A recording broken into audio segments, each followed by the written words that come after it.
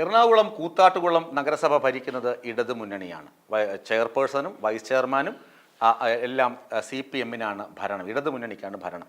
അവിടെ ഇക്കഴിഞ്ഞ ദിവസം UDF ഒരു അവിശ്വാസ പ്രമേയം കൊണ്ടുവന്നു. ആർക്കൊക്കെ എതിരെ? ചെയർപേഴ്സണെതിരെ, അതുപോലെ വൈസ് ചെയർമാനെതിരെ ഒക്കെയാണ് അവിശ്വാസ പ്രമേയം കൊണ്ടുവന്നത്. ഒരു കലാരാജു എന്ന് പറയുന്ന ഒരു CPM കൗൺസിലർ, 15-ാം വാർഡ് കൗൺസിലർ അല്പം ഇടഞ്ഞാണ് നിൽക്കുന്നത്. CPM നേതൃത്വവുമായി അത്ര സ്വരച്ചേർച്ചയിലില്ല. അതിൻ്റെ കാരണം പറയുന്നത് 2016-ൽ അവരുടെ ഭർത്താവിന് അസുഖം വന്നപ്പോൾ ബാങ്കിൽ നിന്ന് 10 ലക്ഷം രൂപ ലോൺ എടുത്തു. ഈ 10 ലക്ഷം രൂപ ലോൺ എടുത്തു. 2021-ൽ അദ്ദേഹം മരിച്ചു. അദ്ദേഹം മരിച്ചു കഴിഞ്ഞപ്പോൾ ബാങ്ക് അധികൃതരിൽ നിന്ന് ഈ കലാരാജുവിനും കുടുംബത്തിനും വളരെ മോശമായ അനുഭവങ്ങളാണ് ഉണ്ടായത്. വീട് ജപ്തി ചെയ്യുമെന്ന് ഭീഷണിപ്പെടുത്തി. ഒടുവിൽ അവർ സഹികെട്ട് വീട് വിറ്റിട്ട് 10 ലക്ഷം എടുത്തതിന് 22 ലക്ഷം രൂപ അടയ്ക്കാനുണ്ടായിരുന്നു. ആ 22 ലക്ഷം രൂപയും അടച്ചു. എന്നാൽ പാർട്ടി തന്നെ സഹായിച്ചില്ല, പാർട്ടി കുടുംബമായിട്ടും പാർട്ടി തന്നെ സഹായിച്ചില്ല എന്ന് അവിടുത്തെ പ്രാദേശിക നേതാക്കളോടും സംസ്ഥാന നേതൃത്വത്തോടും കലാരാജു പരാതി പറഞ്ഞിരുന്നു. പക്ഷേ പാർട്ടി തിരിഞ്ഞു നോക്കിയില്ല. അതുകൊണ്ട് ഒരു വിമുഖത പാർട്ടി നേതാക്കളുമായും പാർട്ടിയുമായ ഒരു ഭിന്നത കലാരാജുവിൻ്റെ മനസ്സിലുണ്ട്. എങ്കിലും കലാരാജു 15-ാം വാർഡിലെ കൗൺസിലറാണല്ലോ. അവിശ്വാസ പ്രമേയം വരുമ്പോൾ കലാരാജു പാർട്ടിക്ക് വോട്ട് ചെയ്യുമോ എന്നൊരു ഭയം CPM-നെ പ്രാദേശികമായി അലട്ടിയിരുന്നു. ആ അലട്ടൽ വല്ലാത്തൊരു പൊല്ലാപ്പിലേക്കാണ് പാർട്ടിയെ കൊണ്ട് ഇട്ടത്. കഴിഞ്ഞ ദിവസം ഞാൻ പറഞ്ഞല്ലോ, ഇവിടെ കുലശേഖരപുരത്ത് 2 സംസ്ഥാന നേതാക്കളെ തടങ്കലിൽ വെച്ചത്, പൂട്ടിയിട്ടത് രാജ്യത്താകമാനം CPM-ന് അവമതിപ്പുണ്ടാക്കിയെന്ന റിപ്പോർട്ട്. ഇതിപ്പോൾ അതിനേക്കാൾ വലിയ അവമതിപ്പാണ്. ലോകത്ത് തന്നെ നാറും കേരളത്തിലെ CPM. കാരണം എന്താണ്? സ്വന്തം പാർട്ടി കൗൺസിലറെ സ്വന്തം പാർട്ടി അംഗങ്ങൾ തന്നെ തട്ടിക്കൊണ്ടുപോയി ഏരിയ കമ്മിറ്റി ഓഫീസിൽ ബന്ദിയാക്കുക, കാല് വെട്ടിയെടുക്കുമെന്ന് ഭീഷണിപ്പെടുത്തുക, ഒരു സ്ത്രീ എന്ന പരിഗണന പോലും കൊടുക്കാതെ സാരി വലിച്ചു കീറുക, നാഭിക്ക് തൊഴിക്കുക, കാറിലേക്ക് വലിച്ചെറിയുക, കാല് വാരി തൂക്കി എറിയുക. ഇതൊക്കെ ചെയ്യുന്നത് ലോക്കൽ സെക്രട്ടറി, DYFI നേതാക്കൾ, ഏരിയ സെക്രട്ടറി. നാണക്കേടല്ലേ ഇത് പാർട്ടിക്ക്? ഇത് അമ്പമ്പോ നാണക്കേടെന്ന് വിളിക്കണമോ അതോ വലിയ വായിൽ നിലവിളിക്കണമോ പാർട്ടി പ്രവർത്തകർ? നടന്ന സംഭവ കഥ പറഞ്ഞുതരാം. കഴിഞ്ഞ ദിവസം അവിശ്വാസ പ്രമേയം എന്നല്ലോ, കഴിഞ്ഞ ദിവസമാണ് അവിശ്വാസ പ്രമേയ യോഗം കൂത്താട്ടുകുളത്ത് നടക്കാനിരുന്നത്. അപ്പോൾ UDF കൗൺസിലർമാർക്കൊപ്പമാണ് കലാരാജു അവിടേക്ക് വന്നത്. കാറിൽ നിന്ന് റോഡിലേക്ക് കാലെടുത്ത് കുത്തിയതും കാലവാര തൂക്കിയെടുത്ത് കാറിനകത്തിട്ടു. ആരുടെ കാറിൽ? വിജയാശിവനാണ് അവിടുത്തെ ചെയർപേഴ്സൺ, CPM-കാരിയാണ്. അതുപോലെ വൈസ് ചെയർമാൻ ആരാണ്? Sunny Kuriakose, vice chairman. അടുത്ത പിന്നെ ആരാണ്?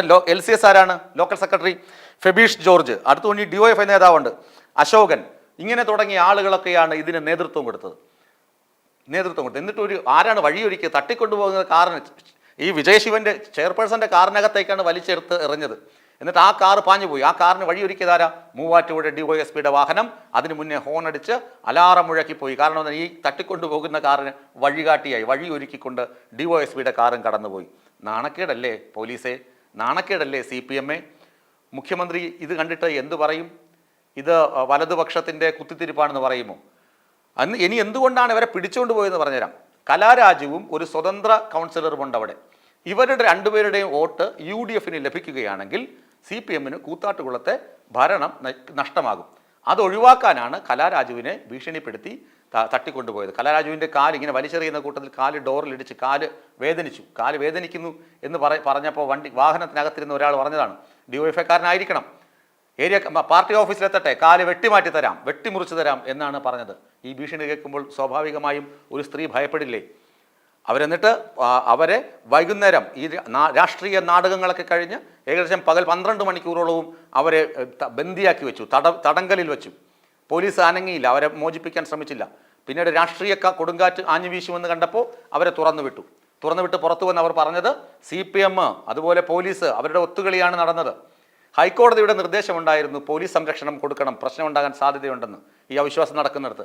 എന്നിട്ടും പോലീസ് അനങ്ങിയില്ല. DYSP എന്താണ് ചെയ്തത്? തട്ടിക്കൊണ്ടുപോകൽ നാടകത്തിൻ്റെ സാരഥിയായി, വഴികാട്ടിയായി മാറി. ആലോചിച്ച് നോക്കുക.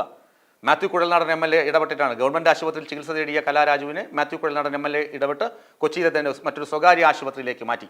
അനൂപ് ജേക്കബ് നോക്കിക്കൊണ്ട് നിൽക്കുമ്പോൾ, UDF നേതാവായ അനൂപ് ജേക്കബ് MLA നോക്കിക്കൊണ്ട് നിൽക്കുമ്പോഴാണ് ഈ തട്ടിക്കൊണ്ടുപോകൽ നാടകം അരങ്ങേറുന്നത്. വളരെ വളരെ നാണം കെട്ട ഒരു പരിപാടിയായി പോയി CPM കാണിച്ചതെന്ന് പറയാതിരിക്കാൻ നിവർത്തിയില്ല. കലാരാജുവിൻ്റെ മക്കളാണ് പോലീസിൽ പരാതി നൽകിയത്. അതിനെ തുടർന്നാണ് കണ്ടാലറിയാവുന്ന 50 പേർക്കെതിരെയും ഒന്നാം പ്രതി ഏരിയ സെക്രട്ടറി PB രതീഷ്, രണ്ടാം പ്രതി വിജയ് ശിവൻ ചെയർപേഴ്സൺ, മൂന്നാം പ്രതി വൈസ് ചെയർമാൻ സണ്ണി കുര്യാക്കോസ്, പിന്നെ ലോക്കൽ സെക്രട്ടറി ഫെബീഷ് ജോർജ് എന്നിങ്ങനെയാണ് 5 വരെയുള്ള പ്രതികൾ. മറ്റു പ്രതികൾ 50ഓളം പ്രതികളെ കണ്ടാലറിയാവുന്നവരെ കേസെടുത്തിട്ടുണ്ട്. പോലീസ് കേസ് എങ്ങോട്ട് പോകുമെന്നറിയില്ല. എങ്കിലും ഈ തട്ടിക്കൊണ്ടുപോകൽ നാടകമൊക്കെ ഇത്തിരി കടന്ന കൈയായിപ്പോയെന്ന് പറയാതിരിക്കാൻ നിവർത്തിയില്ല CPM നേതൃത്വമേ.